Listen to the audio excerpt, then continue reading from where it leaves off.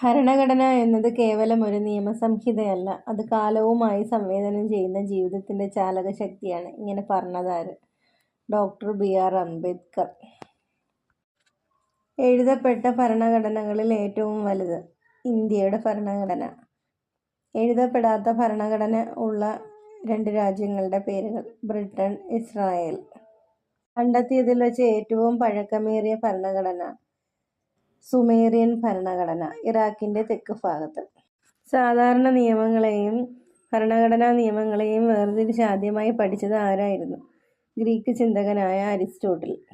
Draconian നിയമങ്ങൾ നിലനിന്നിരുന്ന ക്രിസ്തുവിനു മുൻപുള്ള ഏത് കാലഘട്ടത്തിലായിരുന്നു? ബാബിലോണിയ ഭരിച്ചിരുന്ന ഹമ്മുറാബിയുടെ ഭരണഘടന. നിസ്സാര കുറ്റങ്ങൾക്ക് വരെ മാരക ശിക്ഷകൾ നൽകിയിരുന്ന ശിക്ഷാരീതിയെ അല്ലെങ്കിൽ നിയമങ്ങളെ എന്താണ് പറയുന്നത്? ഡ്രാക്കോണിയൻ നിയമങ്ങൾ. ഭരണഘടനകളുടെ ചരിത്രത്തിലെ ഒരു സുപ്രധാന സംഭവമായി വിശേഷിപ്പിക്കുന്ന എന്ത്? മാഗ്ന കാർട്ട ഉടമ്പടി.